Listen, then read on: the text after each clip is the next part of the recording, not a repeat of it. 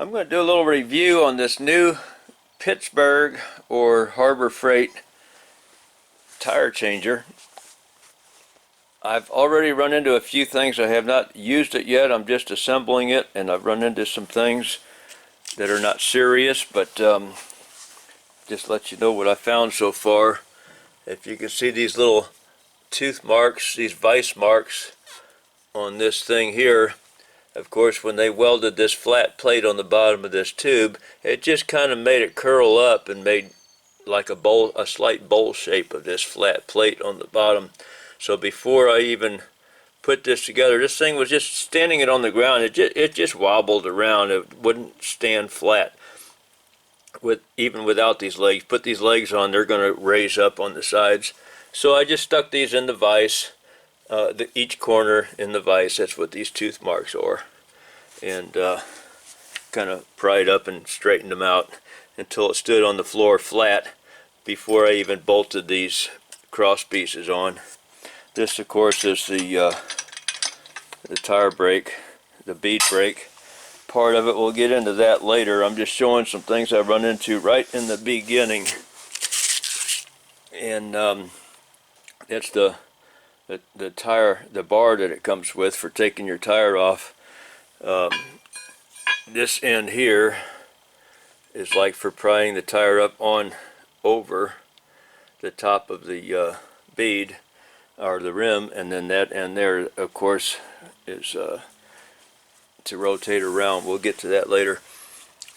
On this, in this booklet, what's different is this little kind of a cross-shaped, a star-shaped piece here is what originally the older set had.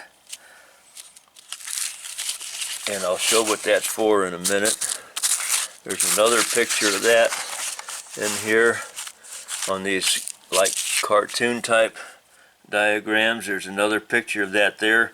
You put your tire on, you line up your tire, one of your lug nut holes with this, which is another thing. I've seen a lot of videos. People, they don't like this. They've done something different with theirs. They've drilled different holes in different places and just drop a pin in. I may wind up taking this off. It's locked in there with this little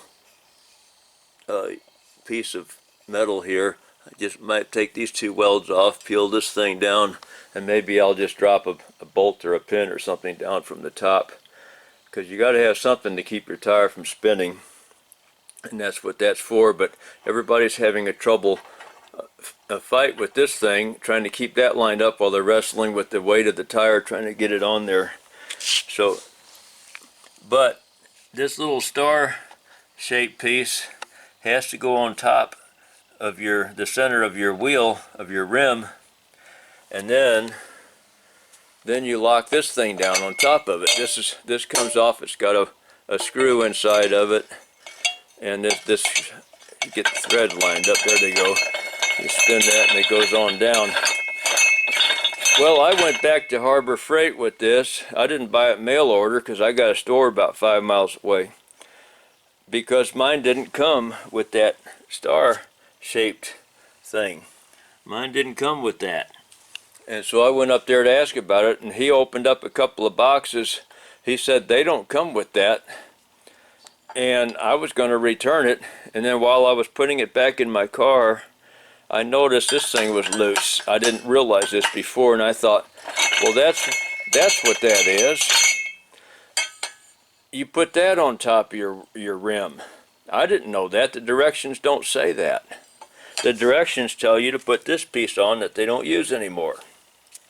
There's a picture in the back of this new part, but nowhere in the directions does it tell you to put this on to hold your rim down. It doesn't tell you that. So that is something that if you get this later model, okay, I'm doing this video in May of 24, so that is the older model, and they told me they think this new model's been out about 6 months. Well, I don't know.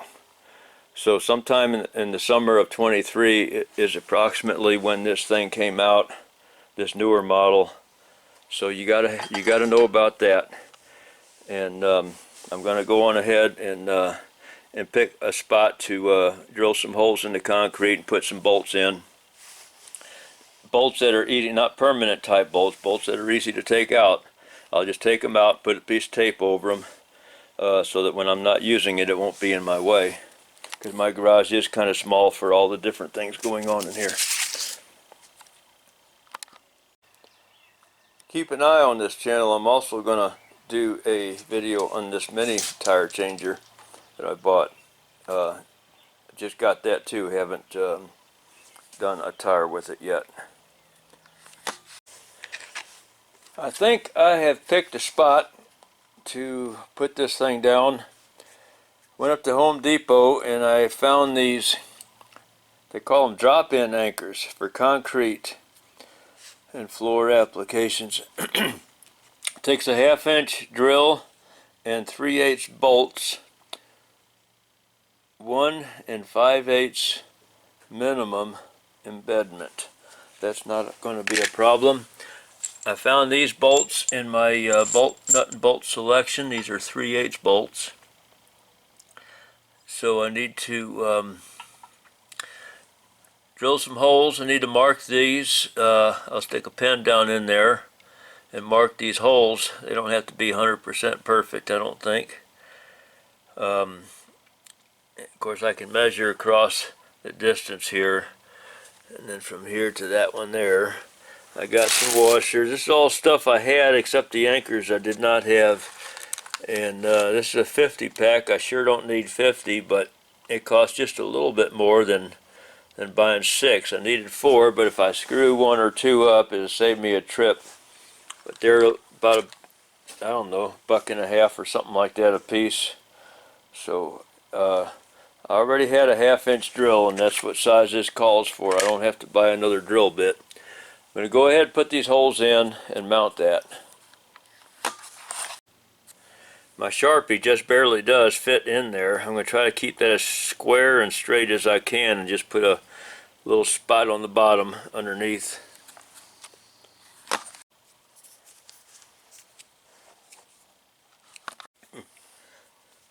Sharpie did not fit. The gray part here is bigger than the black part, but my ink pen fit, and I just barely did. Get some marks down there with that. I'm sure that'll be good enough since these holes are 7/16 according to the paper that came with this. These bolts are 3/8, so it will give us a little bit of wiggle room. I found my little ink pen marks and highlighted them with the Sharpie. Now I'm putting a large washer I just grabbed off the floor, and I'm going to draw a circle. I'm going to center that little ink spot in the center and then draw a circle around it because I want to be able to see where my drill is going when it starts going in there, because it'll be covering that little spot as soon as I put the drill down, and I want to make sure I'm on target.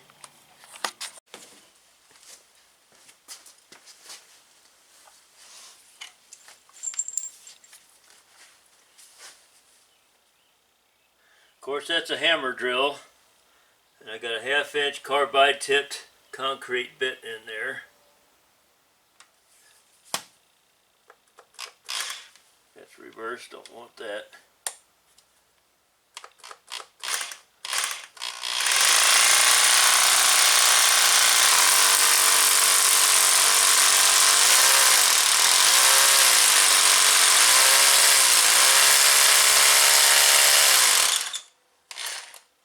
I really should set my depth on this. This thing said 1 5/8 minimum embedment, so let's get that down there to that direction.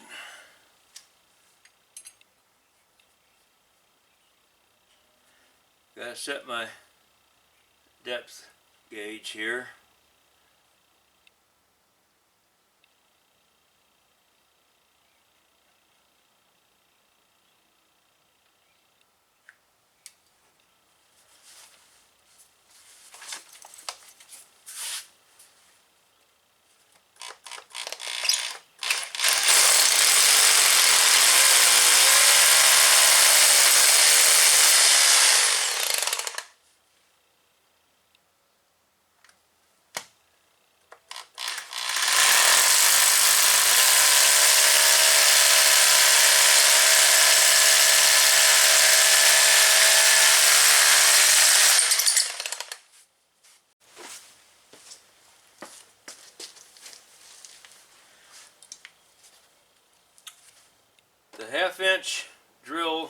made holes too big.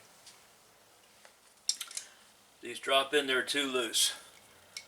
So what I got to do is grab them with the pliers and screw the bolt in there to spread these ends out a little bit until they're tight enough to fit in there.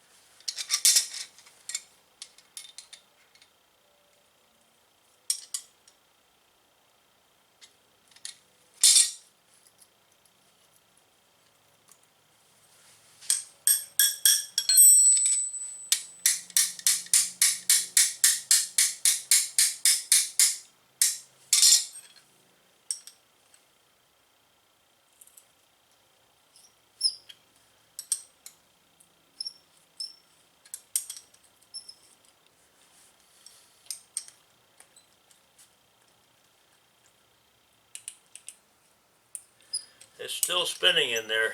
It's going to take me a minute to get those done. I think I found the trick to this. I'm going to spread them out until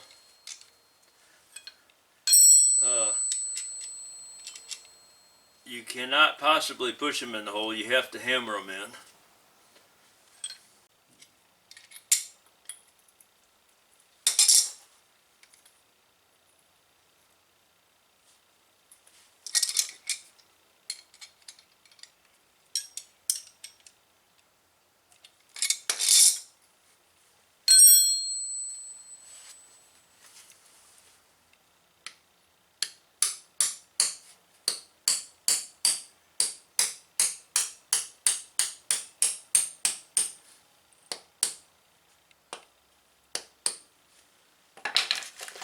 Then use an impact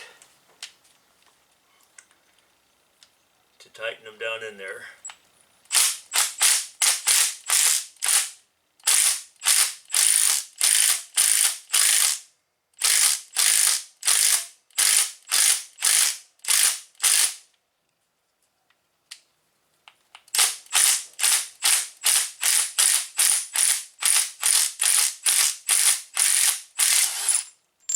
Here you go, Safety Sally's impact on the chrome socket. I do it all the time. Love your comments. Okay, let's see. This thing will hold down now. Well, that'll be probably the end of this particular video. I'll do a tire on it later. I'm waiting for a part that I ordered that Harbor Freight does not sell, and it is a duckbill adapter that everybody that uses these things on YouTube, they love that duckbill adapter. They said that is it. That makes it a whole lot easier. That you can still do a tire with the tool, the bar that this tool comes with, but the duckbill adapter is easier. So when that gets here, I ordered it. I'll find a tire and stick on here just for the heck of it. I don't need to do any tires, but I'll find something in my junk and we'll do it then. But this will just be a mounting video for mounting this thing and showing some of the things I ran into when I bought it, when I started to put it together. All this was pretty much assembled. You just put your pins in there, and this is obviously is your tire brake, your bead brake tool here. And so once again, I had to straighten these corners out on these here. Probably could have gotten by without them. They probably would have bent down on their own, but it's certainly solid right now. Certainly solid. And I can take these bolts back out if I decide I don't like where it is, and just or if since I don't do very many tires, on a car, I can take this out and just put some tape over those anchor holes so that they don't fill up, the threads don't fill up with dirt. Okay, thanks for watching.